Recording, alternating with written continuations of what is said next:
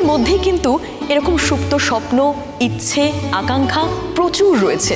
হয়তো তারা কখনো সুযোগ পাননি, কিংবা ইচ্ছেটাকেও জোর দিয়ে সেভাবে এগিয়ে নিয়ে যেতে পারেননি। তবে আজ ওনাকে দেখুন, এবং ওনাকে দেখে যারা স্বতঃস্ফূর্তভাবে হাততালি দিচ্ছেন, আই এম ভেরি শিওর তারাও কিন্তু কোথাও ভেতরে ভেতরে ভীষণ রকম অনুপ্রাণিত হচ্ছেন। তাদের যেন মনে হচ্ছে যে না, বয়স যাই হোক না কেন, জীবনের এই স্বপ্নগুলোকে আর দমিয়ে রাখা যাবে না, বরং সেগুলোকে নিয়ে এগিয়ে যেতে হবে। নতুন করে বাঁচতে শিখতে হবে, নতুন করে ভাবতে শিখতে হবে। তাদের সবার জন্য কমলিনী দেবী কিন্তু সত্যি একজন এক্সাম্পল।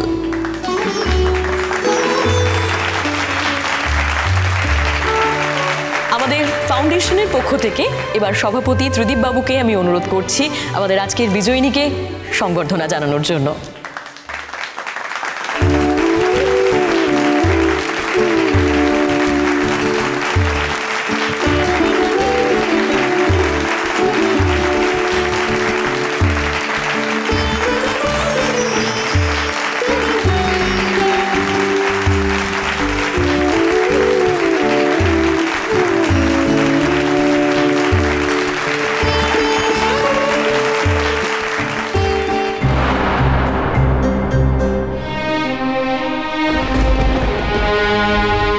কি হয়েছিল?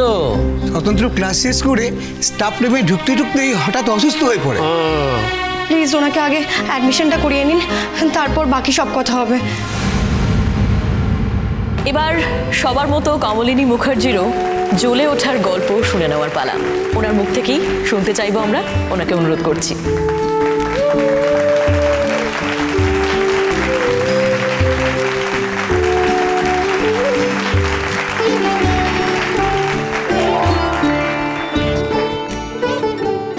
নমস্কার আপনাদের সকলকে। আমি না অত গুছিয়ে কথা বলতে পারি না।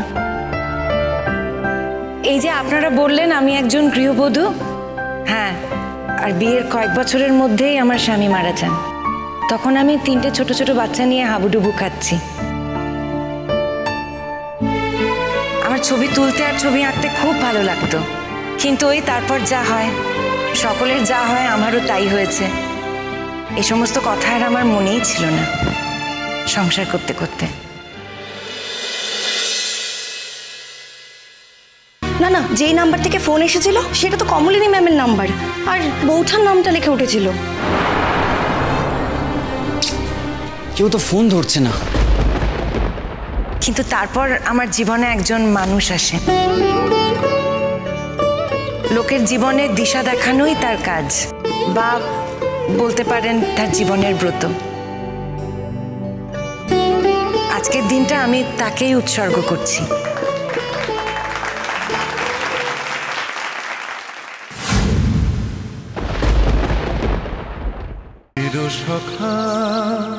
চিরসখা সোম থেকে রবি প্রতিদিন রাত 9টায় স্টার জলসায় ও জিও হটস্টারে।